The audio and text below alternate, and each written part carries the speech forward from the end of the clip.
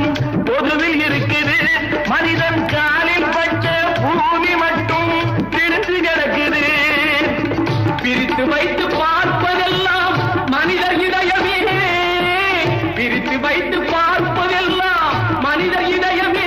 உலகில் பிரிவு மாறி ஒருமை வந்தால் அமைதி நிலவுமே, அமைதி நிலவுமே. நீங்க நல்லா இருப்பாலும் நாடு முன்னேற இந்த